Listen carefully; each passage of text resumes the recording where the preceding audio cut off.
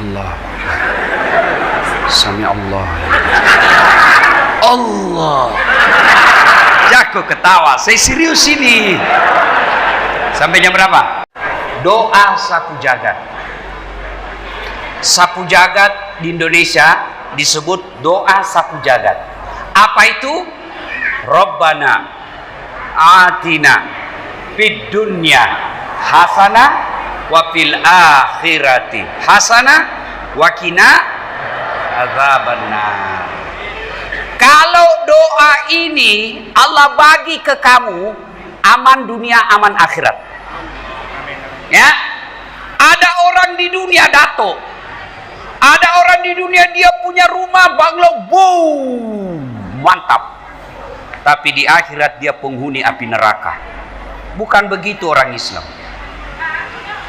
Ada orang di dunia dia presiden, di akhirat bahan bakar api neraka. Yang Allah senang, yang Nabi mau, yang Nabi ajarkan, kau jaya di dunia, kau hebat di dunia, akhirat masuk surga. Itulah fid dunya hasanah wa fil akhirati. Ustaz, mana yang disebut selamat di dunia? Mana yang disebut selamat di dunia? Nah, ini yang kita bagi. Oleh-oleh bawa balik pulang. Catat baik-baik, mana yang disebut selamat di dunia. Nah, menurut para ahli agama, selamat di dunia itu, surganya dunia itu, satu, punya pasangan yang baik agamanya, punya istri soleha, punya suami soleh. Saudaraku, percayalah, kalau kalian mau bahagia di dunia ini, maka syarat pertamanya istrimu harus baik, suamimu atau baik. Nerakanya dunia kalau kau punya istri yang tidak baik. Kita baru pulang langsung handphone diperiksa. Mana HP-mu? Siapa ini? Apa ini? Oh, itu neraka dunia sudah kau dapat itu. Hah? Kita kedai di kedai-kedai, baru 10 menit, istri, pulang kau. Ya kau lisu. Pulang kau. Aduh, itu sudah neraka dunia itu, Pak. Adik-adikku, ini yang masih bujang, kau hati-hati milih istri. Ustaz, saya mau dapat istri yang soleha. Kata Nabi, nikahilah seorang perempuan satu karena cantiknya. Adik-adikku nih yang masih jomblo, yang kamu mau cari istri, boleh kau cari, kata Nabi, li jamaliha, lihat cantiknya. Kenapa? Karena kalau dia tidak cantik, bosan kau. Kenapa? Ini bini hampir 24 jam nampak di depan kita. Mau tidur, dia lagi. Kita bangun, ada lagi dia. Nak makan, ini dia lagi nih. Baru pulang office, waduh dia lagi. Jadi kalau jelek, pasti kau cepat ganti casing. Tapi saudaraku, cantik penting. Jangan kau jadikan pertimbangan utama. Kenapa? Cantik ada masanya. Sweet 17, 17 tahun. Kalau dia tersenyum, terpesona satu komplek. Satu kampung senang, 17 tahun. Tapi kau tukar itu 17 menjadi 71. Masih cantik 71. Tersenyum lari cucunya. Dikira mau digigit. Maka cantik tidak boleh pertimbangan utama. Tapi boleh jadi perhitungan. Boleh kau pikirkan cari yang cantik. Tapi jangan itu yang utama. Sebab kenapa? Cantik ada batasnya. 2, kata Nabi, nikahilah dia karena keturunannya. Cari keturunan baik-baik. Tapi jangan prioritas, jangan utama. Kenapa? Ada orang bapaknya Nabi, anaknya pengkhianat. Siapa? Siapa? Anaknya Nabi Nuh. Ada orang bapaknya kafir, anaknya jadi Nabi. Siapa? Ibrahim alaihissalam. Maka kau carilah siapa bapaknya, siapa neneknya, siapa atuknya. Lihat dia.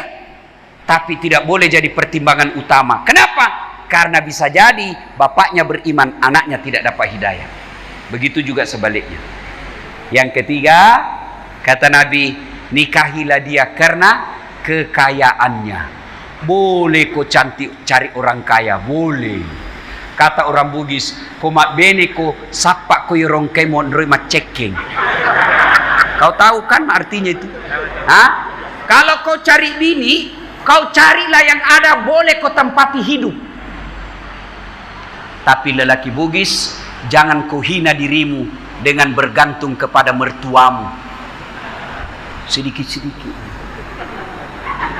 Maka kau berdiri di kakimu sendiri dengan wajah tengadah ke atas, tidak malu. Kenapa? Karena kau punya harga diri, hidupmu tidak dibawa mertuamu. Tuh laki-laki Bugis, berhenti kau jadi orang Bugis kalau kau hidup di ketiak mertuamu. Mapaka siri-siri.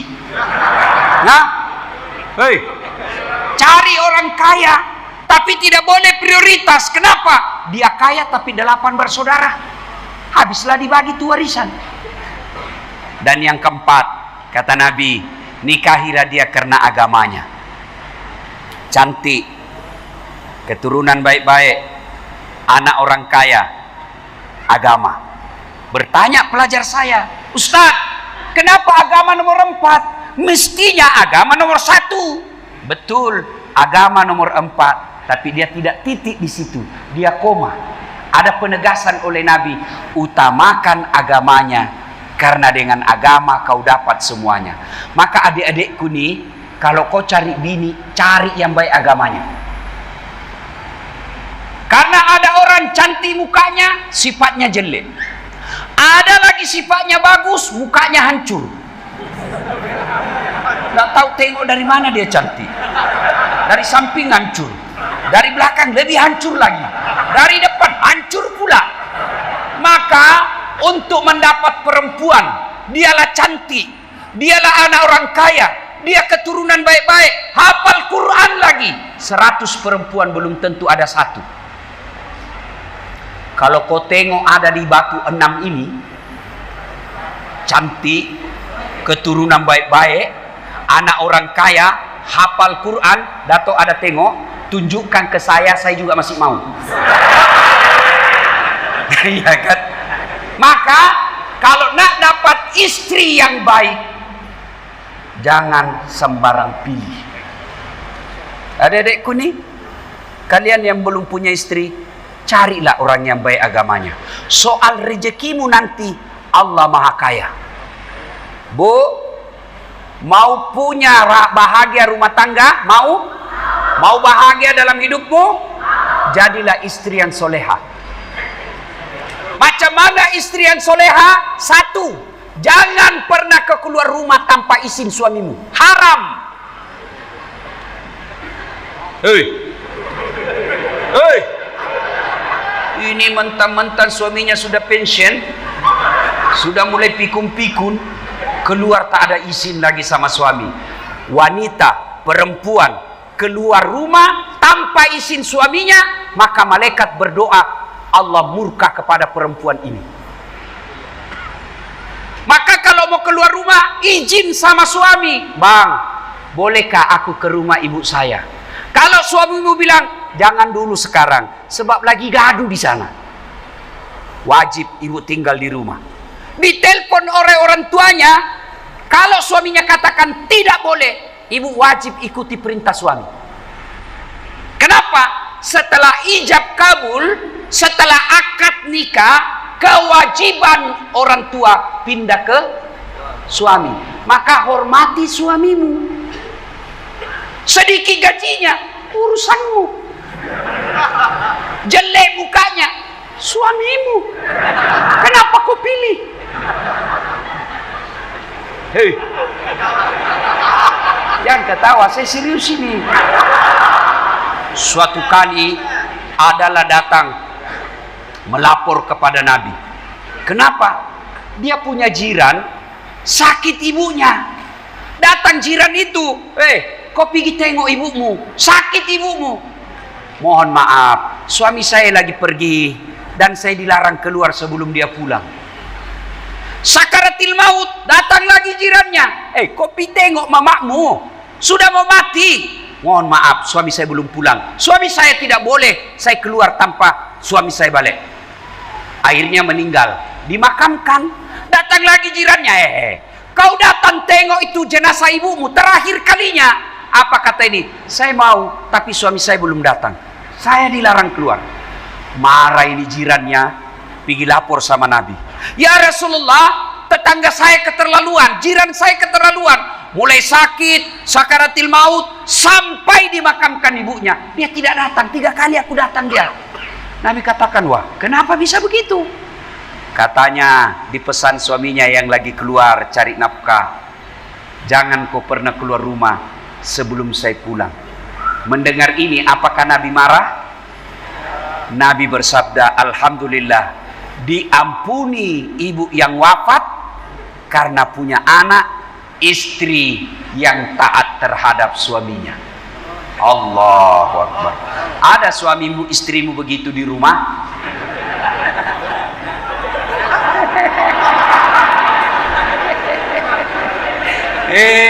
Pergi istrinya, pergi suaminya, baru 10 menit diambil kereta. Tunggu saya di Mola Pasar Raya. Bu, haram hukumnya seorang perempuan keluar rumah tanpa izin suami. Sudah izin, kalau kau izin jangan salah gunakan. Izin pergi pengajian, pengajiannya 1 jam. Lepas pengajian, dia pergi pasar raya. Dia pergi gosip. Maka perempuan seperti itu pengajiannya oke, benar, tapi tidak amanah karena menyalahgunakan izin suami. Mau jadi istri yang soleha, jangan pernah keluar rumah tanpa izin suami. Yang kedua, istri yang soleha itu tutur katanya lembut. Kalau datang suamimu, kau sambut, assalamualaikum kakandaku Arjunaku. Sambut suaminya, waalaikumsalam adindaku tersayang. Kata istrinya, masya Allah, bang, makin gagah juga kau kutengok. Kata suaminya, pasti kau bohong. Ini juga tidak tahu dipuji. Maka istri yang soleha, yang kedua, tutur kata lembut. Yang ketiga, pandai memasak masakan kesenangan suami. Suami nak balik, call dia, WhatsApp dia, bang, jangan makan di luar hari ini. Hari ini saya masak spesial buat abang. Allahu Akbar. Tuan-tuan pernah dapat WhatsApp macam itu dari bini?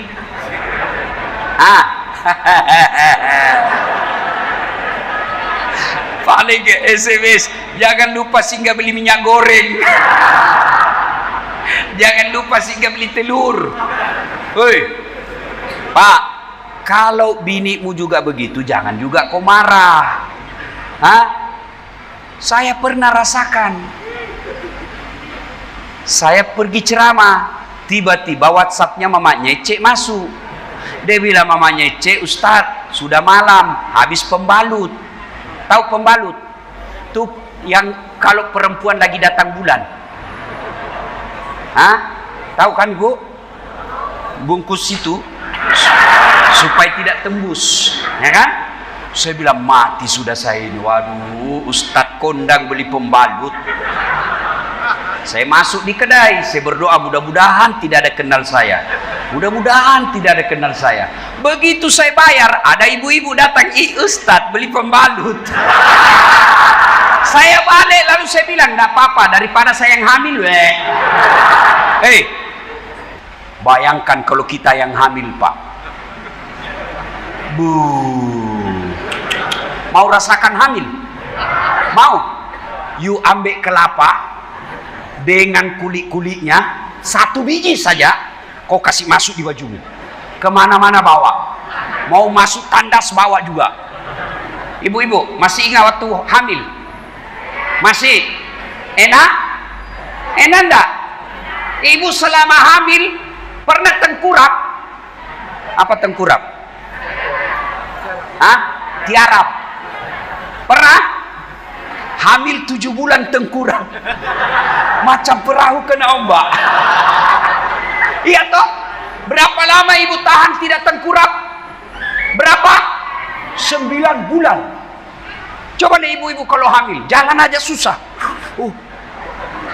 Mau duduk pun hati-hati. Aduh. Ya. Bayangkan Pak, istri kita 9 bulan tiada tengkurap tahan. 9 bulan. Kamu 1 bulan saja pusing kepala Pak. Masih ingat waktu melahirkan puan-puan? Masih? Ada tak perempuan melahirkan senyum? Keluar kau nak. Enggak.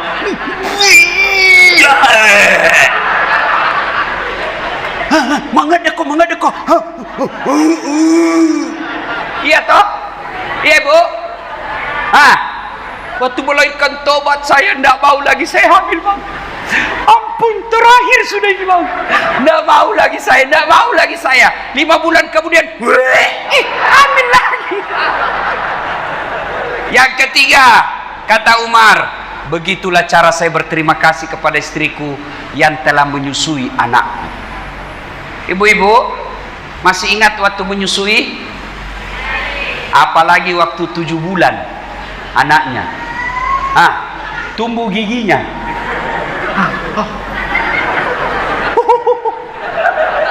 Mutoaka. Ya ingat ibu? Ada enggak di gigi sama anak? Jaga. Enggak, di bujuknya itu adanya. Lepas kau nak. Siang anaknya. Malam bapaknya.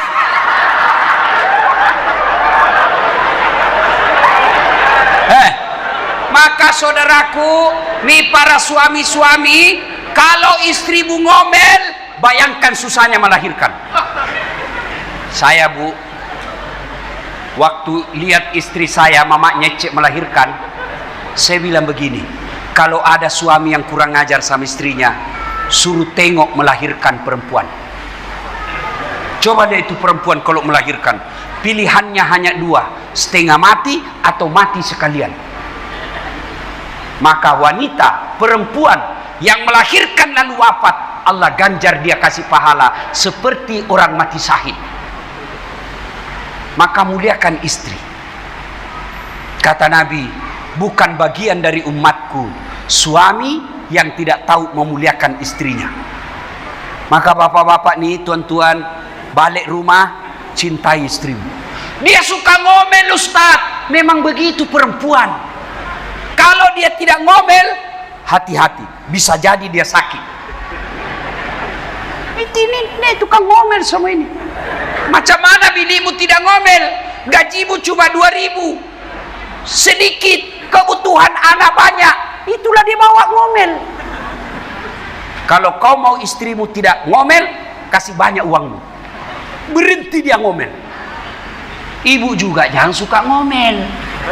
Karena kalau ngomel tidak betah. Ada di Makassar bu, dia tanya saya, Puan, perempuan, Ustadz, kenapa suamiku tidak betah di rumah? Saya takut dia tersinggung. Kuceritakanlah, bu, ada orang suami istri, istrinya suka mengomel. Apa sih bahasanya sini ngomel tuh, oke? Menena. Bahasa Bugisnya menena-nena. Ya toh, kayak ikan koi.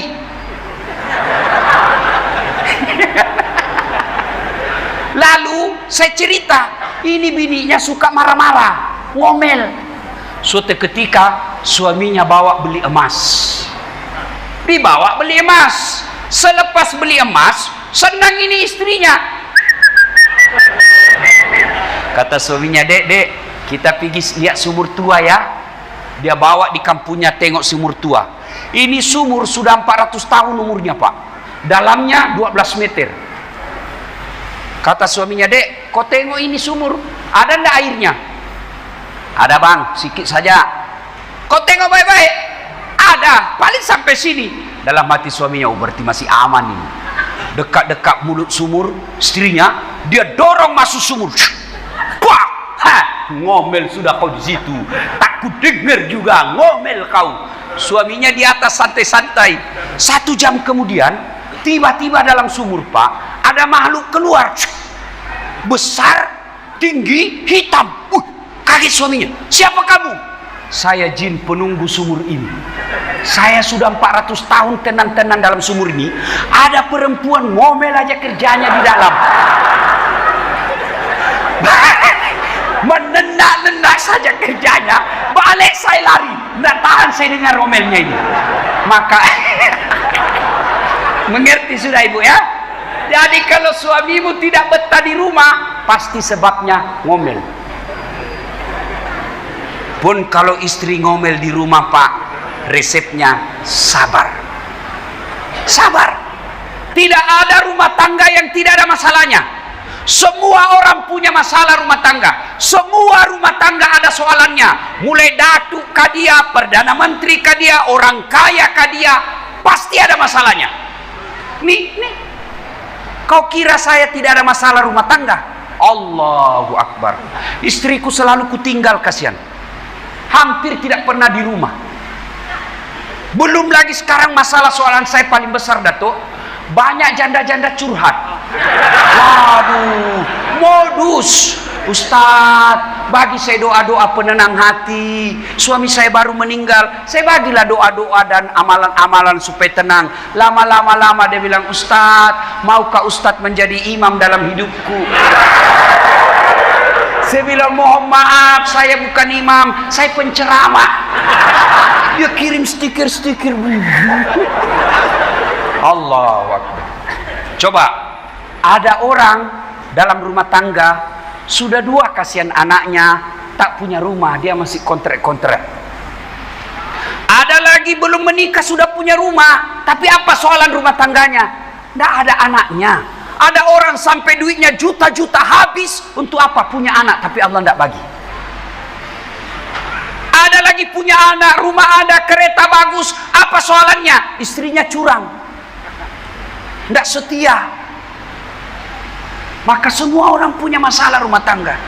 Jadi kalau ada masalah rumah tanggamu, ista'inu bisabri wassalat. Sabar, perbaiki solatmu. Apa itu sabar? Kau lagi duduk-duduk begini, tiba-tiba datang suamimu tempelin kau. Sabar. Bukan sabar itu beleng-beleng. Lalu apa itu sabar? Alladzi isa asabatum musibah qalu inna lillahi wa inna ilaihi rajiun. Lagi duduk-duduk begini, ngomel-ngomel istrimu, kau ucapkan saja inna lillahi wa inna ilaihi rajiun. Kata istrimu, saya tidak mati. Inna lillahi wa inna ilaihi rajiun. Coba diamalkan Pak, coba amalkan. Ada cemas, ada soalan, ada masalah dalam rumah tangga, ucapkan inna lillahi wa inna ilaihi sambil kau usap dada. Inna lillahi wa inna ilaihi rajiun. Sudah itu kau bayangkan wajah binimu, lalu kau salawat kepada Rasul. Ya Nabi, salam alaik. Ya Rasul, salam alaik. Ya Habib, salam alaik. Salawatullah alaik. Salawati istri supaya dia berhenti ngomel. Kalau mau lebih hebat lagi, kalau dia lagi tidur, kau salawati dia. Allahumma sholli ala sayyidina. Dia bang, apa? Kudoakan kau masuk surga. Coba amalkan itu. Semua kita punya masalah dalam rumah tangga, percaya itu. Tengok nih, Tuan punya bini cantik. Kau kira bukan masalah kalau binimu cantik? Digoda orang, apalagi kalau suaminya jelek. Bininya dikira sopir kita. Berarti bagus kalau bini jelek. Bini jelek dihina orang, kita lagi malu jalan sama dia. Duluan aja dek, nanti ketemu di dewan. Kau duluan lah, sampai bininya, mana kau bang? Tak jadi saya mencret. Istri cantik masalah, istri jelek masalah. Maka begitu ada masalahmu dalam rumah tangga, pegang nih. 1, sabar. 2, sholat. Tidak mungkin rumah tanggamu bahagia tanpa sholat. Tak mungkin. Biar kau punya rumah mewah, besar, kereta banyak, tapi kau tidak sholat, tidak mungkin rumah tanggamu bahagia. Ustadz, kenapa rumah tangga saya tidak pernah bahagia? Sholatmu tidak beres. Kan ada itu lagu mengajarkan. Sebatang pohon daunnya rimbun, lebat bunganya serta buahnya, walaupun hidup 1000 tahun, kalau tak sembahyang apa gunanya? Ustadz, saya ini kasihan nelayan, patangka-tangka ikan. Orang Bugis kan kalau bicara selalu kelebihan makan ikan. Dia bilang orang Jawa, kenapa itu Ustaz? Orang Bugis kalau bicara selalu kelebihan Saya bilang, itu Bugis pinggiran. Kalau saya Bugis modern. Ya. Maka begitu ada soalan dalam hidup, perbaiki sholat. Saya nelayan Ustaz, petangka-tangka ikan.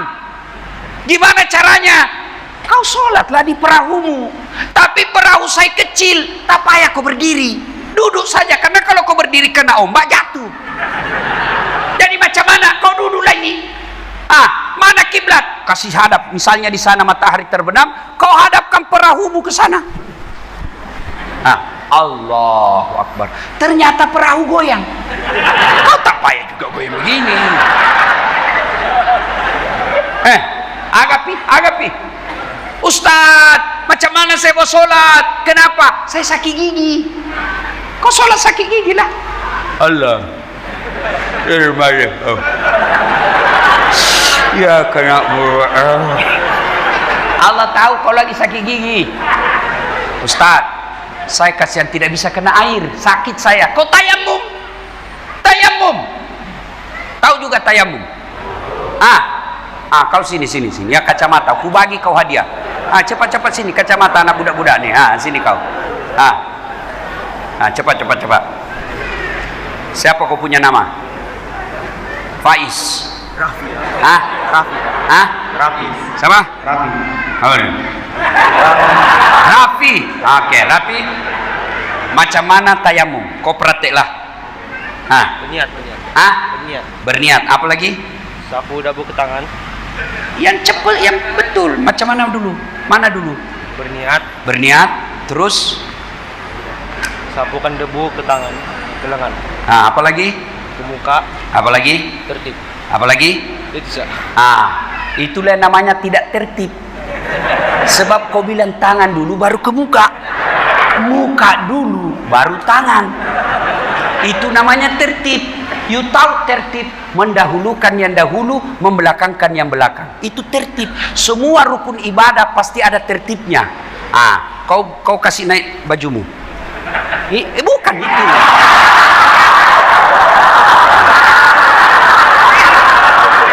Kau tengok ini. Oke. Ini jam tangan mesti dilepas. Meskipun dia tahan air, lepas. Kenapa? Sebab tayamum bukan pakai air, tapi usapan debu. Kau buka ini. Saya tidak ambil. Buka saja, ya. Siapa namamu tadi? Hafiz. Rafi itu di Indonesia Rafi. Kau sini. Cincin lepas. Semua gelang lepas. Sudah itu, kau letakkan tanganmu di dinding.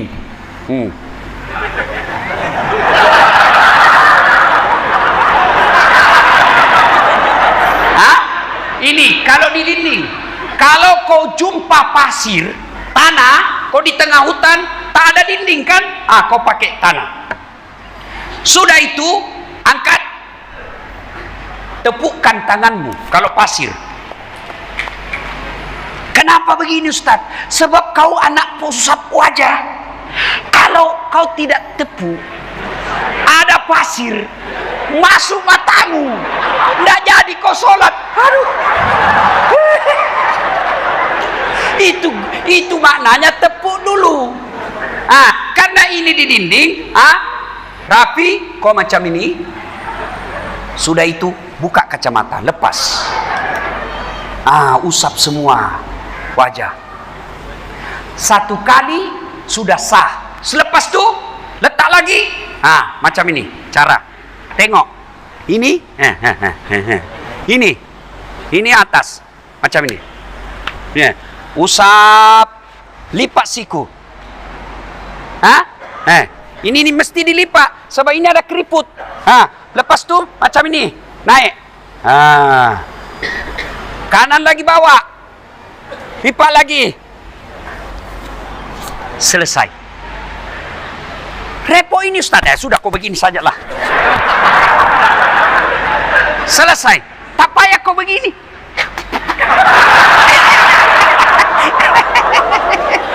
Itu beleng-beleng. Mana tak ada air. Jadi kalau tayamum, dua aja kau usap. Wajah, tangan. Kita di atas kereta Ustaz. Dinding kereta kotak. Sadel kereta, kursi kereta. Sudahlah, kau duduk. Sholat. Kasih tahu sampingmu.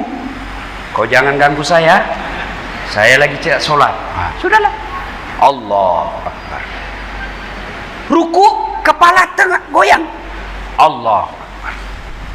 Sami Allah liman hamidah. Sujud, bukan cuma kepalamu tunduk, badanmu kau tundukkan. Allahu Akbar. Itu namanya sholat duduk. Saya tidak bisa duduk Ustaz. Ada bisul di pantatku 5. Kau baringlah. Kau baring dulu sini. Kau baring. Betul. Begini. Itu lurus. Baring macam ini. Tangannya begini. Tangan masih gerak. Allahu Akbar. Coba. Begitu. Allahu Akbar. Bacaan solatnya sama. Allahu Akbar. Ini namanya solat baring. Saya pun tidak bisa lagi gerak tangan Ustaz. Solat pakai isyarat. Tanganmu sudah tidak gerak, tinggal lagi matamu yang gerak. Allah. Sami Allah. Allah. Jago ketawa. Saya serius ini. Sampai jam berapa? Sudah, bagi. Itu pun bibir sudah tidak bisa gerak, mata pun sudah tidak bisa gerak. Allah kasih masih lagi kau sayang. Namanya solat dalam hati. Matamu sudah tidak gerak, bibirmu sudah tidak gerak, tangan sudah tidak gerak. Macam mana solat? Kau pejamkan saja matamu. Bayangkan kau lagi takbir, bacalah doanya. Allah dalam hati. Allah. Lagi sujud. Bayangkan lagi sujud, kau bayangkan dari sujud, lalu kau baca doa sujud. Itulah yang disebut solat dalam hati. Saya pun solat dalam hati tidak bisa Ustaz. Kau kena cari kain putih, kau bungkus dia, bawa di kubur. Agapi, apalagi masalahmu kau tidak mau solat? Apa? Tidak ada kecuali malas. Dengar saudaraku. Biar kau bangun satu masjid macam ini, kau kasih haji orang, setiap tahun ada orang kau hajikan, tapi kau tidak solat, tidak ada gunanya semua itu amalmu. Semua dihapus. Maka solatlah. Solat. Kalau rumah tanggamu tidak bahagia, pasti karena rumah tangga itu tidak solat.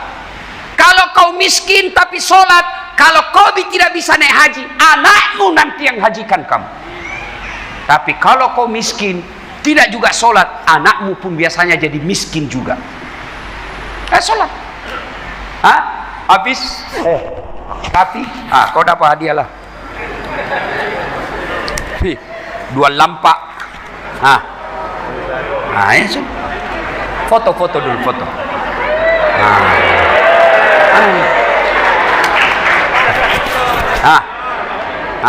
Selfie kita. Nah, kau senyumlah. Wih.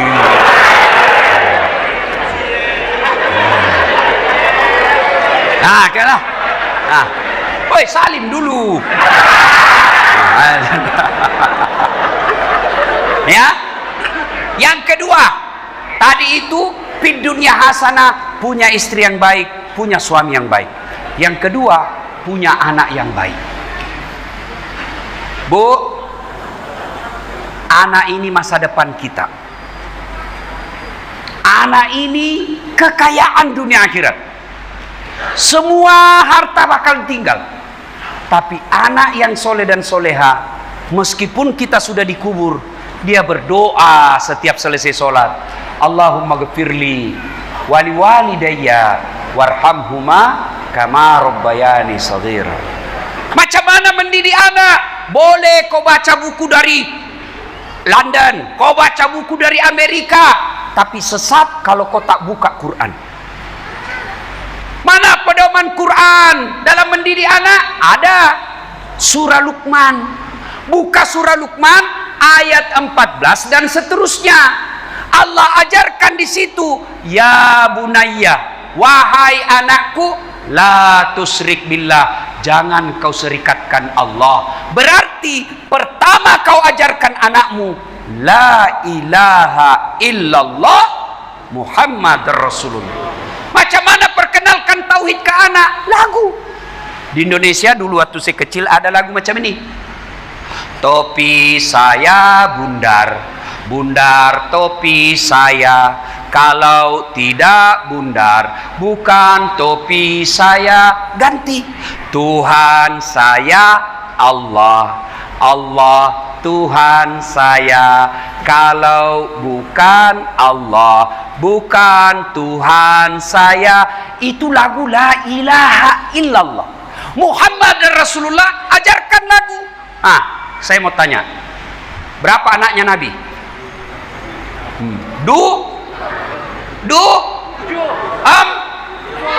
Li. Bingunglah kau. Maka saya ajarkan kalimat Muhammad dan Rasulullah, cinta kepada Nabi. Anak saya ajarkan begini. Aceh, ayo nan jaji. Anak-anak Nabi ada 7 orang, 3 laki-laki, 4 perempuan. Pertama Qasim, Abdullah, Ibrahim, Zainab, Ruqayyah, Ummu Kalsum, Fatimah. Itu baru kamu tahu anaknya Nabi 3 laki-laki, 4 perempuan. Begitu caranya. Ajarkan. Soal rezeki, ajarkan tauhid. Nah, biar kau setengah mati kerja, kalau tidak rezekimu tidak masuk di situ. Ajarkan. Soal keyakinan tentang rezeki kepada anak bisa dengan lagu. Oh ibu, bu, tahu cicak? Tahu cicak? Apa dia makan itu cicak? Nyamuk. Masuk akal tak? Tidak masuk akal toh? Cicak cuma di dinding, nyamuk terbang. Macam mana boleh ketemu? Tapi lagu kita waktu kecil, cicak-cicak di dinding, diam-diam merayap, datang seekor nyamuk. Nyamuk yang datang. Tidak dikatakan cicak lompat ke nyamuk. Patah-patah dia. Salatullah salamullah ala toha rasulillah. Salatullah salamullah ala yasin. Oh, satu kali Nabi lagi menuju ke kubur, ke suatu tempat. Nabi limpas daerah pemakaman. Apa namanya kalau di sini? Kuburan. Nabi limpas kuburan. Nabi lalu bersabda, langkahkan kakimu dengan cepat, ma peri-periko. Sampai Nabi di tujuan. Balik lagi, lewat lagi di kuburan. Nabi tanpa diperintah, sahabat kasih cepat kakinya. Kata Nabi, tidak usah buru-buru, santai saja, santai saja. Bertanya sahabat, Ya Rasulullah, waktu pergi kami buru-buru, pulang tidak, ada apa? Nabi jelaskan, andai saja kau diberi pendengaran seperti telingaku, kau dengar, ini orang tadi disiksa. Dia disiksa di kuburnya. Balik tidak lagi. Kenapa? Nabi menjelaskan, saya dapat berita dari Jibril, Allah perintahkan, wahai malaikat penyiksa kubur, hentikan siksaanmu. Tidak mungkin bapaknya kusiksa di kuburnya sementara anaknya lagi membaca basmalah, Bismillahirrahmanirrahim, Allahu Akbar. Anak baru baca basmalah, Allah, jangan kau siksa bapaknya. Maka tuan-tuan, puan-puan, jadikan anakmu soleh dan soleha. Tidak mesti jadi ustadz. Kalau perlu dia jadi ahli parlemen, tapi baik agamanya. Kalau perlu dia jadi usahawan, tapi bagus agamanya. Kalau perlu dia jadi ahli film, artis, pelakon, tapi baik agamanya. Yang paling sial, sudah jelek, tidak terkenal, bau kalepaknya, busuk mulutnya, tidak sholat lagi. Maka yang punya kewajiban utama buat kita orang tua, didik anakmu. Didik anak dari kecil. Bu, kalau ibu meninggal siapa doakan kau? Anak. Kalau suamimu pasti kawin lagi. Sudah pasti itu dia kawin lagi. Maka yang baik didik. Ada ibu-ibu berkata, Ustadz, suami saya ini kasar. Bu, sabar. Kalau kau tidak sabar, minta diceraikan. Saya terlanjur sayang sama dia, Ustaz. Sudah, anakmu kau perbaiki. Mudah-mudahan anakmu nanti yang angkat derajatmu. Ya. 3, fid dunya hasanah. 1 tadi, pasangan yang baik. 2, punya anak yang soleh dan soleha. 3, punya harta yang berkah. Apa harta yang berkah? Banyak? Tidak. Harta yang berkah itu mendekatkan dirimu kepada Allah. Ada keretamu, tapi kau gunakan jemput ulama. Ada keretamu, kau gunakan pergi berjamaah. Itu yang disebut berkah. Ada orang rumahnya bagus, tapi tidak pernah ada pengajian di situ. Ada rumahnya, mobilnya bagus, tapi tidak pernah naik ulama di mobil. Itu kereta tidak berkah namanya. Harta yang berkah, betul dia tidak banyak duitnya, tapi ada pembangunan masjid, ada dia sumbang. Ada pembangunan rumah-rumah ibadah, rumah sholat, ada dia bagi sumbang. Itu disebut harta yang berkah. Dan yang keempat, fid dunya hasanah itu adalah punya teman yang baik. Teman yang baik itu bukan datu. Teman yang baik itu bukan tun. Teman yang baik itu bukan orang kaya. Teman yang baik yang bisa mengajarmu kepada siratal mustaqim. Teman yang baik itu dia bisa tunjukkan kamu ini baik, ini salah. Maka saudaraku, kalau kau punya kenalan, kau punya sahabat, punya karib, jiran yang baik agamanya, genggam tangannya baik-baik, jangan lepas. Karena teman yang baik bukan cuma di dunia dia baik, di akhirat nanti dia cari kau. Misal saya ada rezeki lebih awal masuk surga.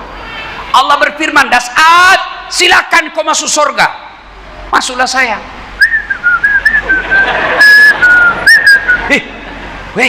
Saya istighfar, astagfirullah. Ada kawan saya itu di Sandakan, namanya Dato Saparudin. Benar Dato? Dato siapa nama? Alipudin. Bugis itu kodo dinding. Ya? Ada Dato Alipudin. Dia jemput saya pergi Sandakan dakwah.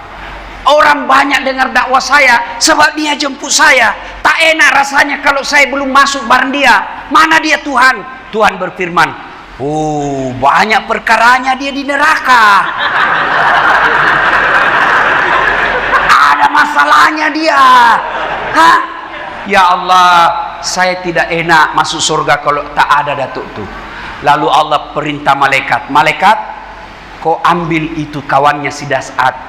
Angkat dia, ku ampuni dosanya untuk membahagiakan Das'at. Temankan, angkat temannya, bawa juga dia masuk surga. Itulah penting kalian bersahabat dengan ulama. Sebab apa? Kalau kalian bersahabat ulama, kalian ditunjukkan yang baik. Kalau saya jalan sama Dato ke KL, you tahu KL? Nah, Kuala Lumpur. Nah, saya datang, saya jalan sama Dato, pasti saya tanya, Dato, di mana orang bagi sholat duhur ini berjamaah? Tidak mungkin saya tanya, Dato, di mana panti pijat? Oke. Piji-piji ururu. Tidak mungkin toh. Kenapa? Karena kalau kau jalan dengan orang baik, pasti baik pikiranmu. Maka Nabi menggambarkan sahabat yang baik itu. Kalau kau berteman dengan penjual parfum, kalau kau tidak dapat parfumnya, kau dapat wanginya. Iya toh? Tapi kalau kau bersahabat dengan pandai besi yang bikin-bikin parang, kalau kau tidak kena apinya, kau dapat hawa panasnya. Maka bersahabatlah dengan orang-orang soleh. Kalian mau tahu yang namanya fid dunya hasanah? Kalau kau punya kawan yang baik agamanya.